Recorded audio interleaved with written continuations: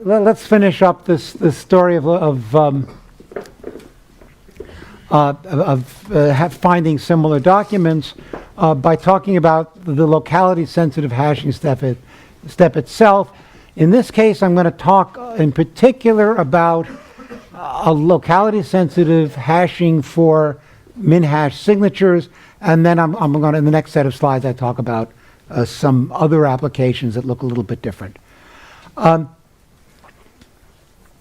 Again, the general idea behind locality-sensitive hashing is that you want to come up with a relatively small list of candidate pairs that actually have to be checked for similarity. You don't want to have to do it for all pairs. And assuming now that the things I'm looking for, I want to find similar signature matrices, similar columns of the signature matrix. What I want to do is I want to hash the columns using several different classical hash functions. And I will look at any pair of columns that winds up in the same bucket at least once. Okay, so first of all, I'm going to pick some similarity threshold. What does it mean to be similar? Well, I'll pick a number between 0 and 1, a threshold t that says if the Jacquard similarity is at least t, then I want to declare these two sets to be similar, and therefore, if the signatures are at least fraction t similar, then I want to declare the sets that they came from to be similar. Okay, so again, we'll make all those.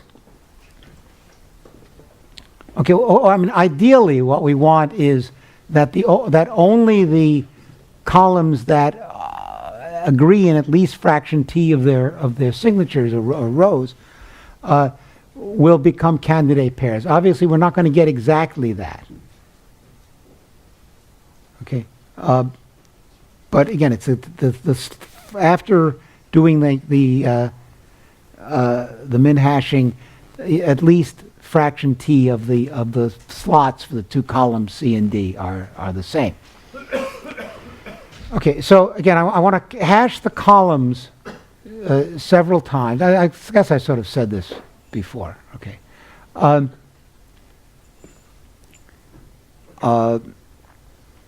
Okay, so let's focus on how we do the hashing of a single column. So the purple thing is a column, and it corresponds to one signature. I'm going to divide the rows into B bands of R rows per band. So B times R is the total number of rows that I have available. And then a hash value will be either the segment of the column in one band, or since there may be just too many possible values, I'll hash them down to some reasonable number of buckets, like 1,000,000.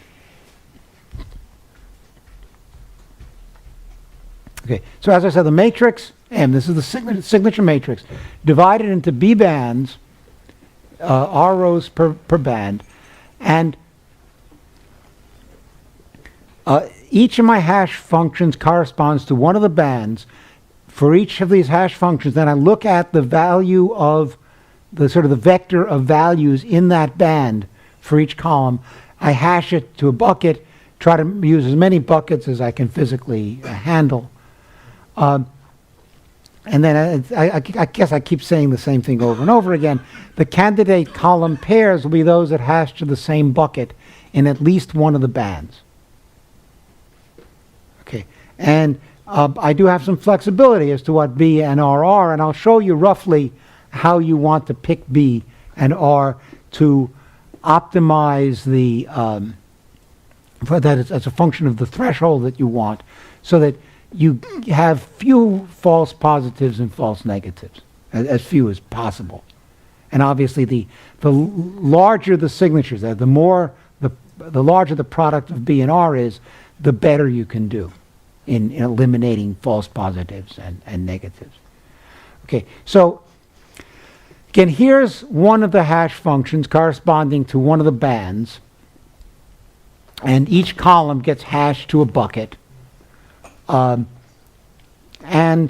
for example, the last two columns, 6 and 7, they hash the different buckets, so they're surely different in that band. That is, this vector and that vector surely differ, because if they were the same, they would hash the same bucket. On the other hand, columns 2 and 6, they might be the same. That is, this and this might be the same, or this could be a surprise collision, but probably they are the same. Okay, assuming we have a large enough number of buckets. But here we assume that only if they're identical they would... I would like it that only if they are identical in that band do they hash to the same bucket, but since that's probably too many buckets, I might get some collisions. And again, that will be false positives, pairs that get compared for no good reason and are found not to be similar. Okay, so I want to just to be a little bit specific, I'm going to assume 100,000 columns. That's 100,000 different sets, and I'm using 100 integers, 100 min hash functions. So my signatures are of length 100, and this is a very small data set now. Okay, it's only 40 megabytes worth of data. So I can fit the signatures into main memory. I can hash them, compare them very efficiently. Okay, and I'm assuming my threshold will be 80%. Okay, that is, I'd like the Jacquard similarity to be of the underlying sets to be 80% at least, or in terms of the signatures, at least 80 out of the 100 rows will agree. Now, I have, if you think about it, there are 5 billion pairs of signatures. And that's, in these days, it's probably doable, but kind of painful. So let's hope we can avoid doing most of them. I'm going to choose 20 bands, 5 integers per band. Again, that's 5 times 20 is 100. Now, let's look at 2 columns that just meet the threshold. That is, they're 80% similar. Now, what are the probability that they will be identical in a band of 5 rows? Well, it's 0.8 to the 5th power, and that's 0.328. Okay. Now, if you think about it, that's not too good, right? That says even if if these sets are 80% similar, in any particular band, they only have like about 1/3 of a chance of being found to be to become candidates.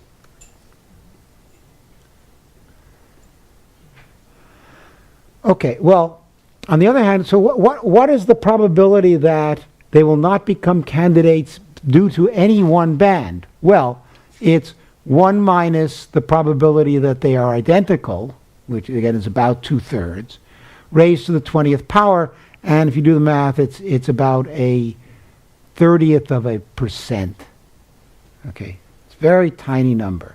So about 1 in 3,000 of the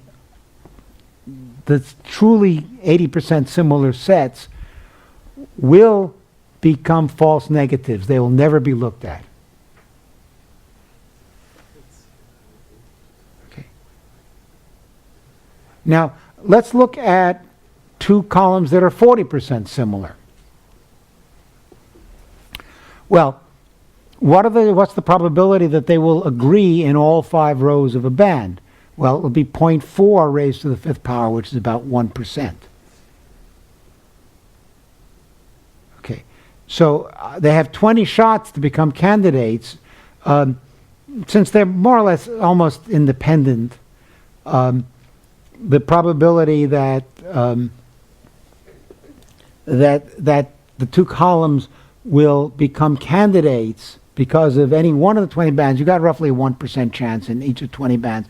So it's about 20%.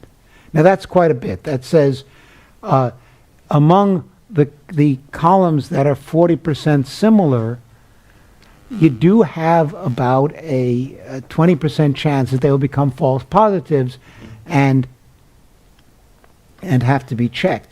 Now, this number, the fraction of false positives goes down very rapidly as the underlying Jacquard similarity gets down below 40%. The interesting thing is, I mean, there aren't too many web pages that are 40% similar in this sense. Either, you know, they might hit 80% if they really are mirrors or plagiarisms or something like that. But if they're just unrelated pages, they're really not going to be 40% similar. They might, you know, there'll be 1% similar or something like that. So you don't have to worry about this too much. You don't actually get that many false positives. Okay, so what I'd like to just to finish up with is sort of try to draw some diagrams that sort of show you what this process actually gives you. So this is sort of the ideal. Okay, again, the horizontal axis is the actual similarity of two sets of sets, and t is the threshold value above which we want to declare them similar. And then the question is, we'd like the probability of sharing a bucket, we'd like that to be 0 if the actual similarity is less than t, and would like it to be 1 if it's above t. Okay, well, we obviously can't get that. But, okay, what do you get if you simply use one Minhash function? Well, if you remember, there's a theorem that says the probability of sharing a bucket, which now means that the Minhash values are the same, is exactly the similarity of the sets. So it's linear. Well, okay, that's not anything like the step function I just showed you, but at least its heart's in the right place. It's going in the right direction. Okay? Okay. And now the trick, what the locality-sensitive hashing is doing is it's amplifying the goodness of this triangle picture to give you something that will give you something that's sort of a step function at t. Now, I just want to remind you, you can think of the area to the left of the threshold and below the line as representing the false positives. That is, well, if the similarity is 0, the probability of sharing a bucket is really very tiny. As it gets up toward t, there's a fairly high probability of sharing a bucket. Anyway, so you can think of this area as representing all the false positives. And similarly, you can think of these as representing the false negatives. Again, because the similarity is above the threshold, you would like to say they share a bucket, but, you know, if the actual similarity is 1, they will surely share a bucket, but if it's just t, might not share a bucket anyway. Okay, so this area represents the false negatives. Now, the function, the probability of sharing at least one bucket when you have B bands of R rows, it's sort of, I'm being a little bit too optimistic there, but it gets close to a step function. Let me explain what it looks like. Okay, s to the power r. Again, S is the actual similarity of the underlying sets. So S to the R is the probability that all the R rows of one band are equal. Okay. And then 1 minus that will be the probability that at least one row in a band are not equal. And then if you raise that to the b power, you've got the probability that no bands are identical. And then I guess the last thing you want to do is 1 minus that is the probability that at least one band is identical. So this, again, you may not see it, but the function I have here, 1 minus the quantity, 1 minus s to the r, all raised to the b, is something like a step function. So I thought, oh, and by the way, the threshold, the point at which the rise will occur, is approximately 1 over b to the 1 over r power. So that tells you, again, presumably b times r is fixed. That's the number of Minhash functions you've chosen. You want t to be to tell you how to divide b and r, or divide the product between b and r, you want the threshold to be approximately what I have there, 1 over b to the 1 over r. Okay, so for the case I was working out, b is 20 bands, 5 rows per band, this is what that function looks like. Now, it's not exactly a step function, but look, up to s equals 0.3, the function stays pretty low. And then up to 0.7, it does rise quite a bit. That is, its rise is about 0.9 in a distance of 0.4. So its slope is over 2. Right? So it really is kind of flat. Then it heads up, again, not straight up the wall, but its slope is bigger than 1, which was the original, the diagonal. And then above 0.7, it again flattens out again. So it's not so bad.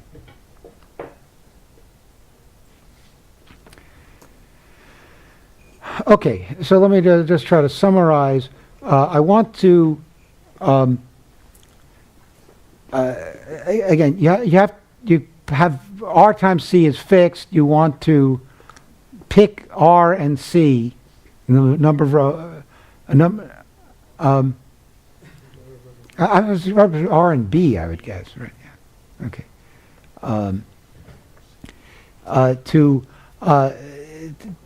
So that you get the right threshold. And again, in the original papers on the subject, they sort of do the math as to what the real number of false positives and false negatives are. But this is what you really need to do.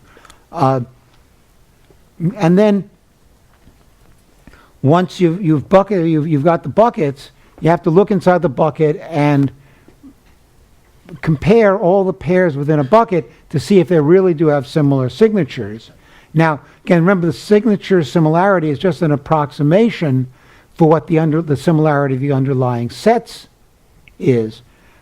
So you can then, if you find that the signatures for two sets are similar as signatures, you can go back to the original sets and make sure that they are themselves a signature. That gets rid of some false positives because it doesn't help you with false negatives. If you've never considered a pair, you're still not going to consider it.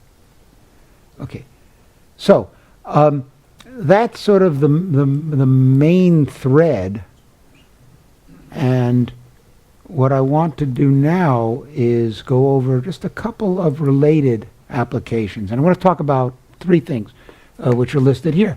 That entity resolution, problem of fingerprints, and a problem involving similar news articles. Okay, now entity resolutions, it's actually a big and quite interesting problem. You have a collection of records. The records may have different fields, but they often will refer to the same entity. And the typical application is where these entities are people. And I'm going to just assume that the entities really are people. And the idea is you want to merge the records if they have, if you think they refer to the same person, one may have the person's cell phone number, the other may have a landline number. You'd like to identify that they're really the same person and have one merged record in which you have both phone numbers for that individual. Okay, so this is actually based on a real story. Okay, some lawyers consulted me. There was a lawsuit between two companies. Still not allowed to tell you what the companies are. Just call them A and B. A agreed to obtain customers for B, and B was supposed to pay A a fee for each customer that A signed up for B. They then had a falling out, and they started arguing over how many customers B had that had originally come from A. Of course, they never bothered to make a record of that. That is, A didn't have a field in their records that say this was a customer that we handed off to company B, and B never had a field that said we got this customer from company A. So the size of the databases they each had was about 1 million records each. Okay, and that's tiny. It's a big data course, right? This is not big data, but the number of pairs of records, 1 million versus 1 million, pretty large. And and by the way, the lawyers had a PC, and they were writing the code in Visual Basic, and so even if I wanted to do something really heavy duty, I couldn't. Okay, but even today, again, a trillion records. Trillion pairs of records, not that easy to wade through and decide, do these represent the same customer? Now, problem is each of the records had a name, an address, and a phone. But since they were kept by different companies, they could be different. There were typos. Some records would be kept up to date. If you were a customer of B, you didn't bother informing customer A that you had moved, but you have to inform B because they were the one actually providing the service. So the first thing we did was we designed a score to measure how similar the name, address, and phone number in two records were. So we gave 100 points to each of the three fields. So if you were identical in each three, you got a score of 300. Turned out of the 2 million records, there were about 7,000 pairs that got this perfect score. Very tiny number. And I think we found about 180,000 pairs that were probably the same person. Okay, so there are misspellings or variant spellings. In the United States, they're always changing your area code. Again, you might keep it up to date, keep the area code up to date in one company and not the other. So you have two phones that agree in the last 7 digits, but not the first 3. That's still very possibly the same phone. And so what we want to do is we want to score the pairs of records and report the high scores as matches and hope that the judge would agree that these were in fact the same person. As I said, 1 million squared is, we didn't really want to look at each pair and just score them and then report just all the high scores. So what I did was I devised a locality-sensitive hashing technique much simpler than what I just talked about. I used exactly 3 hash functions, and the hash functions were the exact value of the name, the exact value of the address, and the exact value of the phone number. And then we were going to compare records if they agreed in at least one of those 3. And by the way, you know, if you have two records that represented the same person, but there were little tiny errors in each of the three fields, we would never look at them. And by the way, we had some, we did some sampling, and we kind of believed that there were about 2,500 pairs of that type that we never looked at, but that were really the same person. But we had no basis for that. But that gives you a rough idea of what the number of false negatives were. Okay. So you might say, well, how are we going to hash the names so that you get a bucket for each possible string? Again, that's too many buckets. But we didn't actually have to. We just sorted the records by string. And since there are only two sets of 1,000,000 records, sorting them by name or sorting them by address, not a big deal. That's quite easy to do. And once you got that, then you know exactly how many records have exactly the same name. Then would be those records that have another name in common and a third name in common, and so on. Okay. Now, okay, so we did this. We found the candidates. There weren't too many candidates. Most of the candidates we scored had pretty high scores. But the trouble was we couldn't be sure how high a score do you have to be the same person. Okay, turns out out of 300, the answer is 185. Using our scoring system. How did we figure that out? Well, it turns out, again, remember what was happening. Company A was signing someone up, and then they had to go and register with Company B to get the actual service. Now, the average time it took those people to do that was 10 days. How do we know that? Well, we have the gold standard, the 7,000 pairs that were identical, that no judge would deny represented the same people. Okay. Now, what about bad match? Suppose you had a false match. We said this record represents, and these two records represent the same people, but they're different people. Well, then the times at which they signed up would kind of be random, right? Well, turns out that another thing we did to eliminate having to look at too many pairs was we didn't even bother to look at two records if their creation dates were not within 90 days of each other. And of course, the Company B record was later than the Company A record.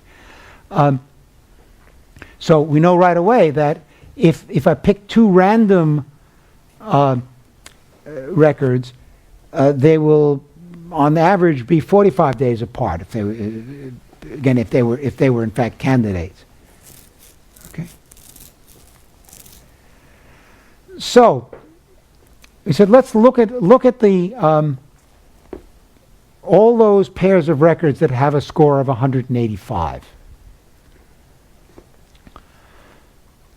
Now we can compute the average time difference for those pairs. Say, call it X. And again, if you do the math, I'll let you think about it. You know, again, it's going to consist of some number of real matches and some number of random matches. The real matches will have an average of 10 days in difference.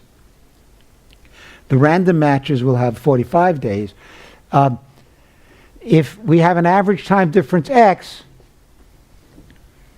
then the fraction of the matches that are valid matches will be 45 minus X over 35. Okay, so for example, if X were 20, then 5/7 of the matches would be valid.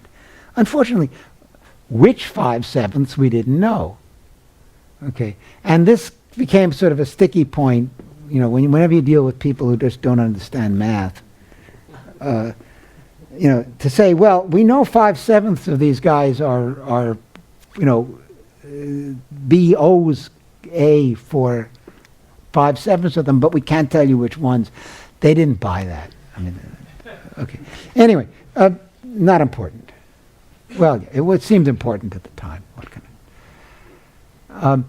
and by the way, okay, we were sort of fortunate to have this sign up time to do validation, but I just want to point out that you can, in almost any situation like this, you can validate in more or less the same way. So hypothetically, suppose, again, records represent individuals and there's a height field. Okay, if it's a valid match, you'd expect the heights to be pretty much the same. Again, there may be some noise, a measurement noise or something. But if they're unrelated, then the difference in heights will be whatever the average difference in height is for two random people. And you can do exactly the same calculation. Okay, so again, I'll let you think about that. But I want to talk about fingerprint matching. And again, this is, it's a kind of matching of sets, but here the statistics of the sets are very different from what they are in the Shingling Minhashing kind of thing. So anyway, I want to just talk about this. We basically wind up the same place, but the numbers come out rather differently. Okay, so first of all,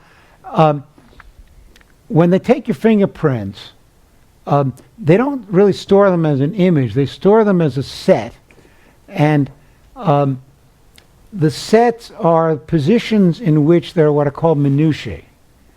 And if you look at your fingerprints, don't everybody do it right now, but you'll find that there are ridges, and occasionally an interesting thing happens. A ridge will end the location in which the end occurs. That's a minutia. Sometimes ridges branch, and the branch point is a minutia. And your fingerprints are stored as the locations of those minutia. Okay, so we're going to put a grid on the fingerprint. Okay, first thing you want to do is you want to make sure that the fingerprints are normalized in scale, so that the grids, the fingerprints will more or less overlay if they're the same fingerprint. And then represent the fingerprint by the set of grid squares in which you have minutia. And it turns out, because sometimes the alignment isn't perfect, when you have a minutia near the edge of or a corner of a grid square, you might want to pretend it's in both that grid square and its neighbors. So this is sort of a point. This is a ridge, ridges that come together or split depending on which way you're going. The minutia is in that grid square, but since it's near the corner, you might even want to say it's also in those grid squares. But at any rate, you take the whole fingerprint, some set of the grid squares will be declared to have minutia, others not. Okay, so a fingerprint then is a set of grid squares. The number of actual grid squares might be 1,000, so that for a single fingerprint. So you probably don't need to min-hash, because the sets themselves are subsets of a relatively small universal set. So we're not going to min-hash at all. We'll rather represent the fingerprints by bit vectors that have a 1 in a position corresponding to a grid square if there is a minutia in that square, or maybe one of the adjacent ones if we decide to allow a minutia to carry over to several different squares. Now I'm going to pick some number, and I'm going to suggest 1024 sets of grid squares. And again, this number in a set could be anything. I'm going to suggest 3, and we'll do the arithmetic based on that. And again, the 1024 sets correspond to 1024 buckets. Okay, in which I will throw certain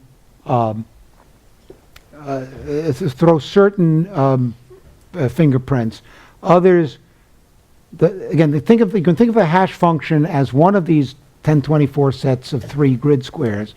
But here, I'm not hashing every fingerprint to a bucket using one of those 1024 sets. All I'm doing is I'm creating one bucket corresponding to that 1020 to that set of 3 grid squares. So I'll have 1,000 roughly buckets, each of which will contain some of the fingerprints. Okay. See, so this is rather different from the way I described LSH before. Right? I'm still winding up with buckets, and my candidates will still be things that appear in the same bucket, but now I'm using, when one hash function only creates one bucket. Okay, and most things are just thrown out or not in a bucket according to that hash function. Okay, well, I guess that's what I said. Okay, now, again, I want to do some arithmetic here, so I'm going to assume that the fingerprints have minutia in 20% of the grid squares. Whether they're really there, or in a neighboring square, doesn't matter, but basically I'm going to assume that each fingerprint has ones in 20% of the grid squares. And I'm going to say that if the fingerprints are actually a match, I'll assume that the chances are 80% that if one has a minutia in a grid square, the other will also have, will be deemed to have a 1 in that grid square as well. Could be that it's really there, or it's nearby in one of the neighbors, but the important thing is this probability is much bigger than 20%. It's let's say 80%. Now, let's look at 2 random fingerprints that aren't related, don't come from the same finger. What's the probability that they will wind up in the bucket according to one set of 3 grid squares? Well, it's 0.2 raised to the 6th power, because the first fingerprint, in order to be put in the bucket for that set of 3, has to have minutia in all 3, and the chances of that happening are 0.2 times 0.2 times 0.2.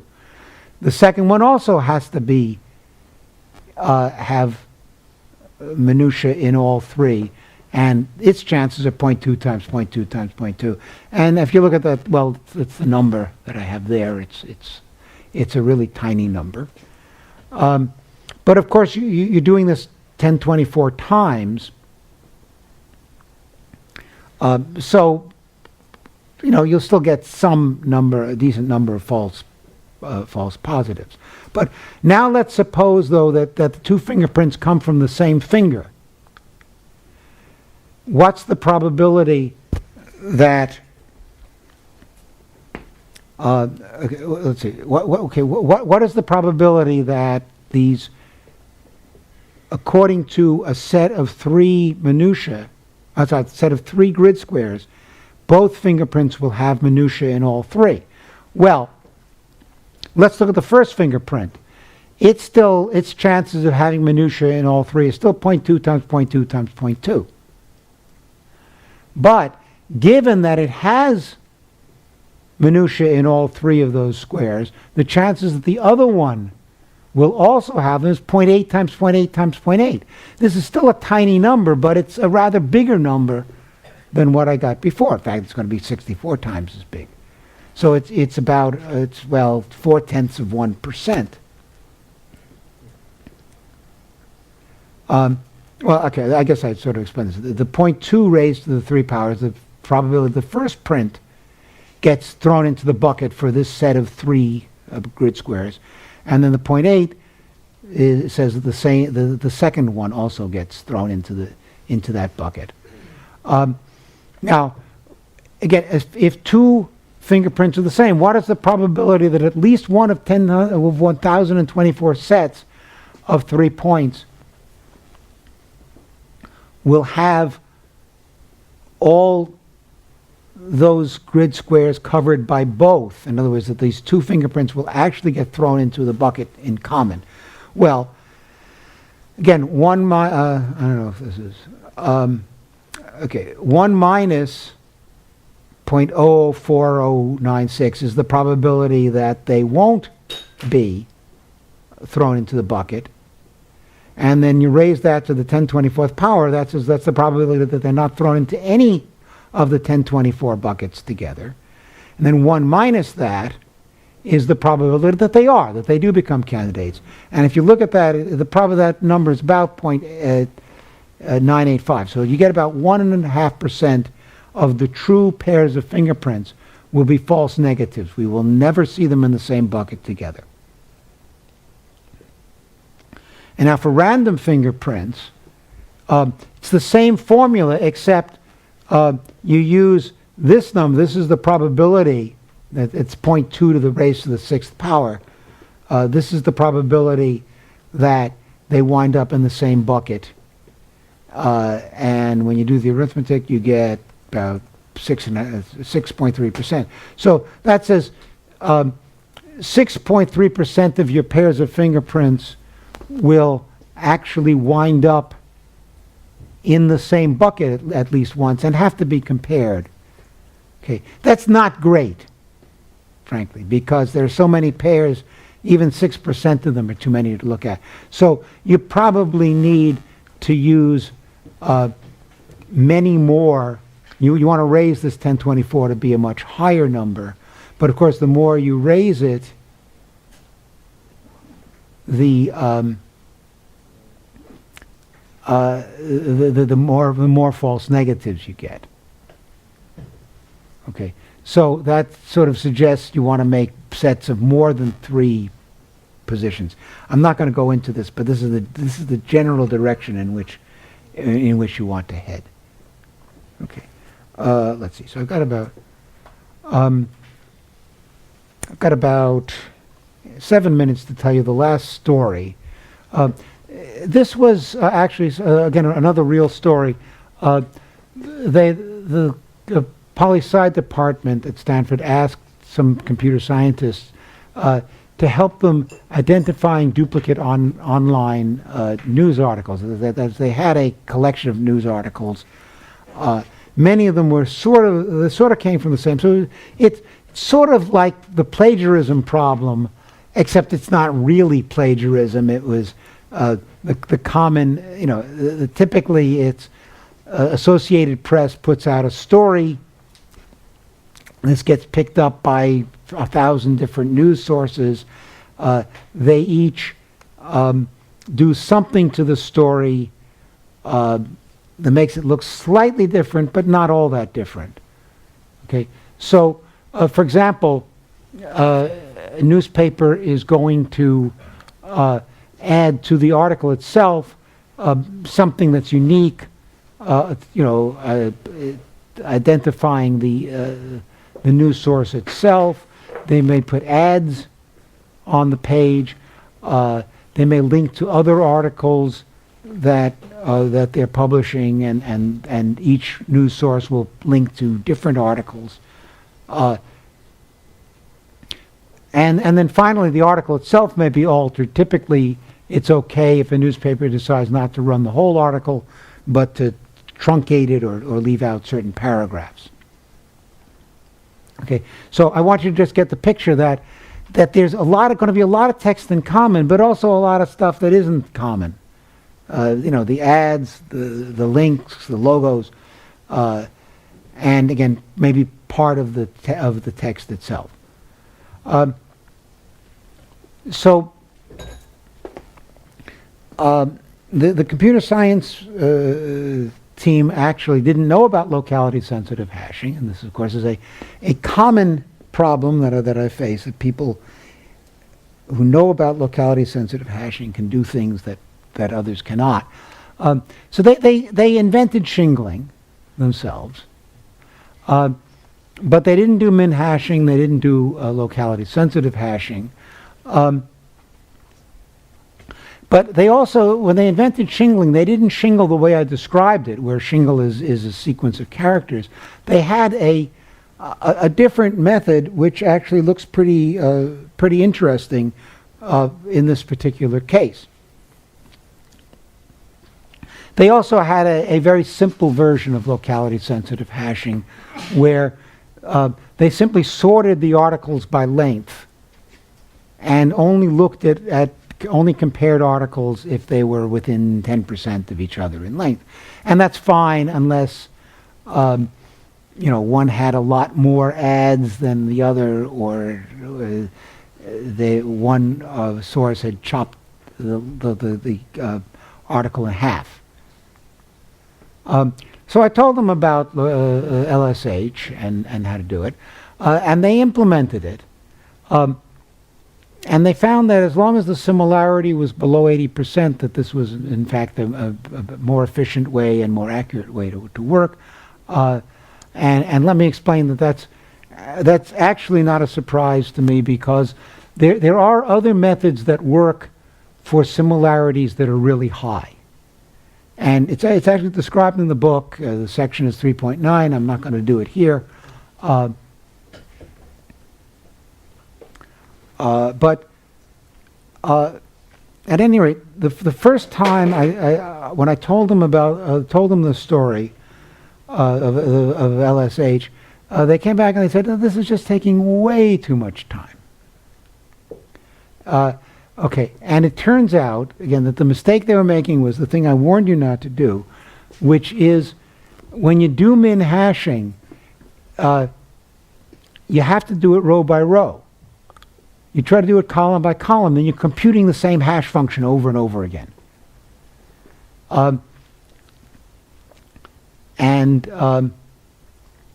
Again, as in most cases, the data is given to you column by column. Again, column corresponds to a single occurrence of a newspaper article.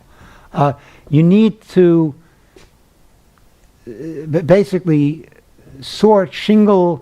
take this shingle column matrix, or shingle article matrix, and sort it by not by article but by shingle.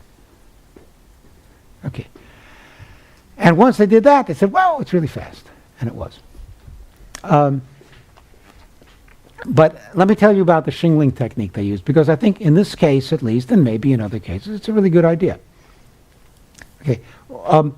What they had observed was, okay, there's this notion of a stop word, which is just a very common word: the, and, a, it.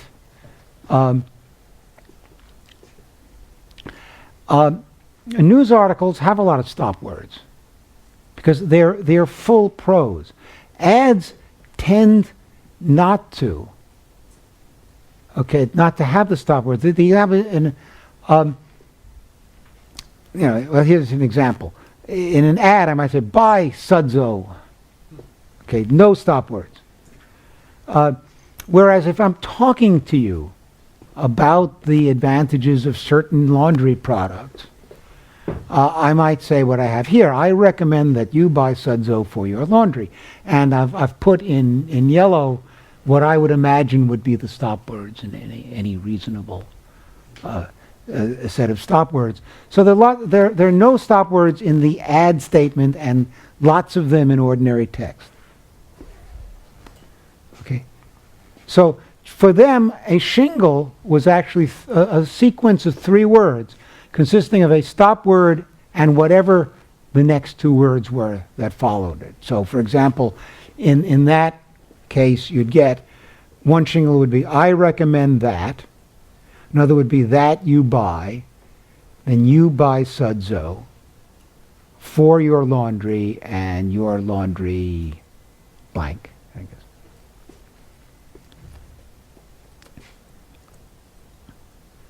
Okay. And so why this actually worked was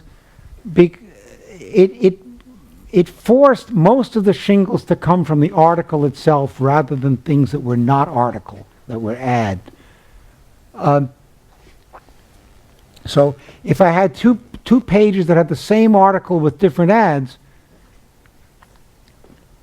the number of shingles that they would likely have in common would be much higher than if I had two pages that had identical adds but different articles. Again, because most of the shingles come from the article. And you don't have to know what's add and what's article. It's just sort of, to them, it was the nature of the text that appeared in each that, again, that did that biased in favor of text from the article. Okay, well, that's that. Okay, I'm about 2 minutes over, so we can now have our coffee break, I guess. Exactly. Yes. Yeah. Yeah. So sort of almost got it. Got it right. Okay, and I will leave this, and we'll come back, start talking about data streams.